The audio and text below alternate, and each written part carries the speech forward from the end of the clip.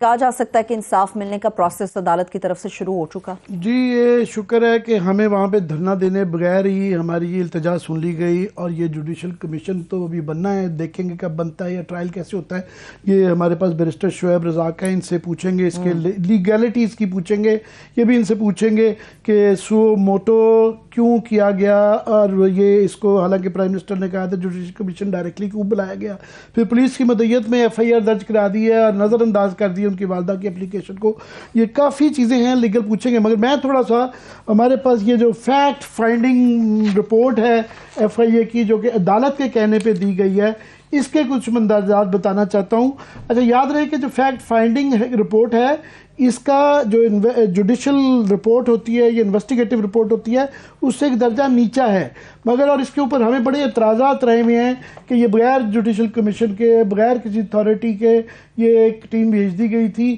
جس کے اوپر نہ ہمارے سے مشاورت، کمیونٹی سے مشاورت نہیں کی گئی تھی، ان کے خاندان سے مشاورت نہیں کی گئی تھی، اور یہ عدالت نے بھی آج کہا کہ ایف آئی آر درج کیے بغیر کیسے آپ انکوائری کروا رہے ہیں، کس مینڈیٹ کے تحت کروا رہے ہیں۔ اس کے بہت زیادہ سوالات ہیں، اس کو ہم کنٹیسٹ کرتے ہیں، پوری کمیونٹی کرتی ہے اور ارشد شریف کا خاندان بھی کرتا ہے کہ اس کو ہم اون نہیں کرتے ہیں۔ ہمیں کئی جگہ پہ لگتا ہے کہ یہ جو رپورٹ ہے یہ کور اپ ہے، مگر پھر بھی بہرحال ایک فائنڈنگ رپورٹ آ گئی ہے، اس کے مندرجات چاہے وہ صحیح ہے یا غلط ہے، اس کیس پہ اثر کیا پڑے گا وہ بات کی بات ہے، مگر اس کے مندرجات جو ہیں وہ کچھ آپ سے شیئر کرنا چاہیں گے۔ اس میں جو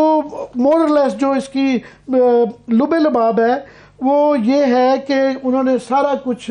کینیا کی پولیس پہ ڈال دیا ہے کہ یہ جو قتل ہے اس کے اندر کینیا کی پولیس جو ہے ملوث تھی، اس کے اندر تفتیش بھی انہوں نے بہت مشکوک کی، اس کے بعد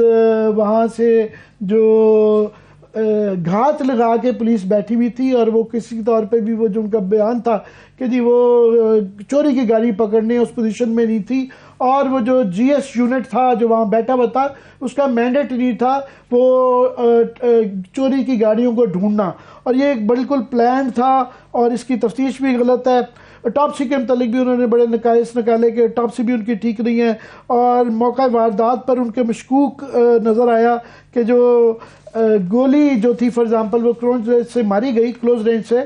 مگر وہ گھس کر پار نہیں گئی، اور وہ گاڑی میں کوئی نشان نہیں ملا کہ گولی اندر سے جا کے باہر کدھر لگی۔ اور دوسرا یہ اوورآل انہوں نے گھوم پھر کے سارا جو اس کا ایک پورشن ہے رپورٹ کا وہ کینیا کی پولیس پہ، اور اس پہ بہت زیادہ انہوں نے بڑے بڑے سوراخ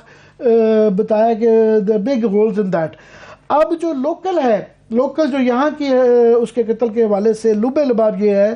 کہ انہوں نے یہ مان لیا ہے کہ یہ جو کچھ بھی یہاں سے ہوا، جو بھی ارشد شریف صاحب کے ساتھ، جو ارشد شریف شہید کے ساتھ، وہ without due process of law ہوا،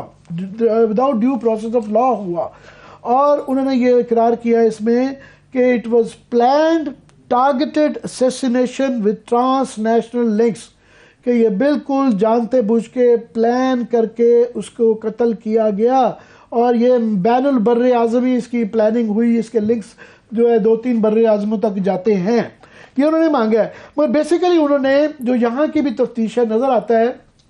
کہ جو گورنمنٹ ہے یہ شروع میں ڈینائل میں تھی، پہلے تو بہت ہی ایک بیڈ ٹیسٹ میں مریم بی بی نے ٹویٹ کی جو کہ انہوں نے پھر واپس لے لی، مگر وہ اس سے گورنمنٹ کے موڈ کا پتہ چل گیا کہ یہ شہید کی موت کے اوپر یہ ایک قسم کے کئی دفعہ بڑی تکلیف ہوتی ہے بتاتے ہوئے بھی کہ خوشی نظر آئی، اور اس کے بعد رانا ثناء اللہ صاحب کے بیانات آتے رہے کہ انہوں نے کہا جی ان کو ڈر کا، ان کو کوئی خطرہ نہیں تھا پاکستان میں، اور وہ کیوں چلے گئے اور کس نے انہیں دوڑایا۔ اس رپورٹ میں ان کو احساس ہو گیا ہے، یہ نظر آتا ہے کہ انہوں نے کسی پہ ڈال دیا، انہوں نے یہ نہیں بتایا کہ وہ کون ہے، اشارے کنارے چل رہے ہیں، نام نہیں لیتے ہیں، مگر انہوں نے یہ کسی پہ ڈال دیا ہے۔ فار ایگزامپل انہوں نے کہا جی جو ارشد شریف تھے ان کے خلاف جو یہاں پہ ان کو یہاں سے دوڑایا گیا،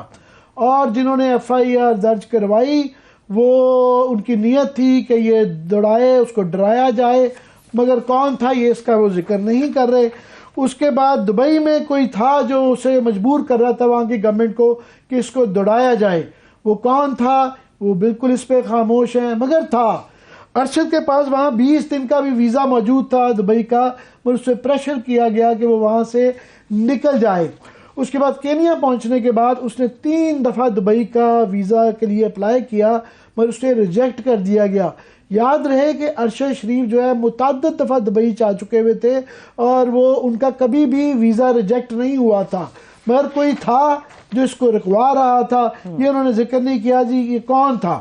اس کے بعد انہوں نے کہا کہ جی بالکل ارشد شریف نے وی لاگ میں بتایا تھا کہ اس کی جان کو خطرہ ہے۔ اس نے پاکستان میں تقریباً 15 لوگ کو یہ اپنے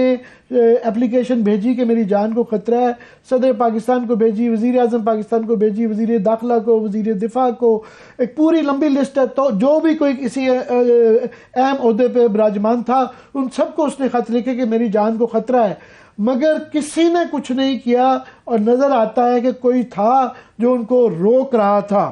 اب جو ہے اس میں ایک انہوں نے کہا جی ایف آئی آر ہے جس کے اندر جو ایس ایچ او صاحب کو جب بلایا گیا، اس رپورٹ میں یہ درج ہے، تو انہوں نے یہ میمن گوٹھ کراچی کے ایس ایچ او صاحب ہیں، عتیق الرحمان ان کا نام بتایا گیا ہے۔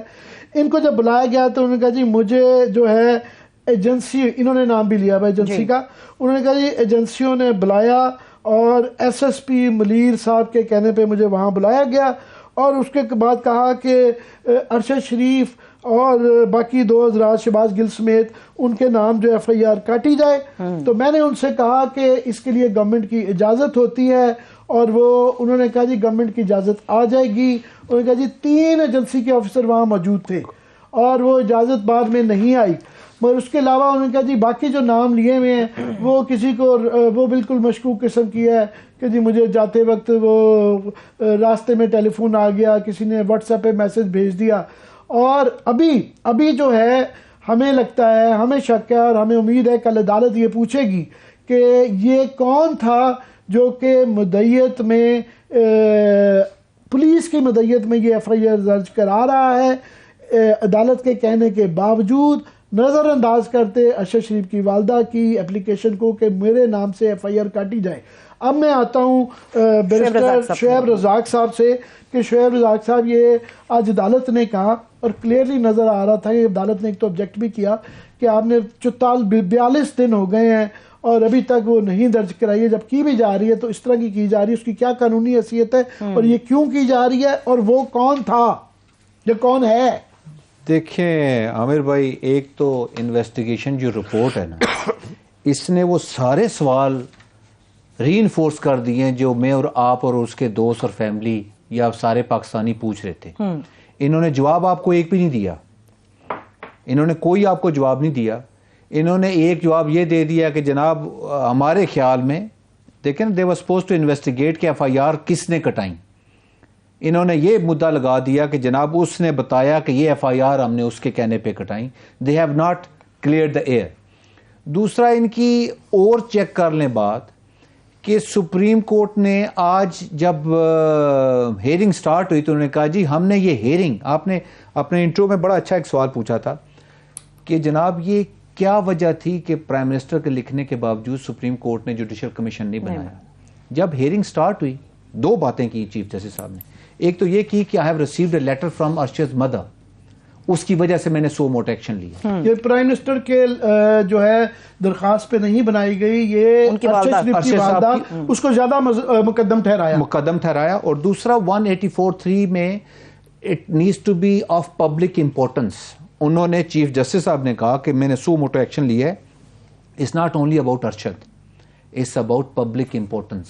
اور enforcement of fundamental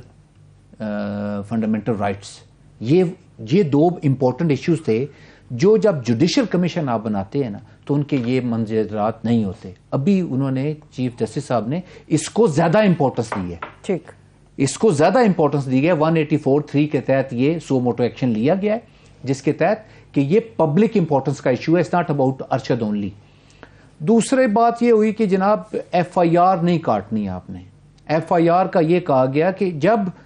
supreme court نے یہ میٹر ارشد شریف کی والدہ کی بہیسٹ پہ سو موٹو ایکشن لیا ہے تو یہ مدعیت تو ارشد شریف کی والدہ کی بنتی ہے، اور سپریم کورٹ نے کلیئرلی انڈیکیٹ کیا کہ آپ اس پہ ایکسپٹ کیا تو انہی کی مرضی کا ایف آئی آر ہونی کرنی چاہیے۔ اب وہ یہ ہوتی ہے کہ ادھر یہاں سسٹم یہ ہو رہا ہے کہ آج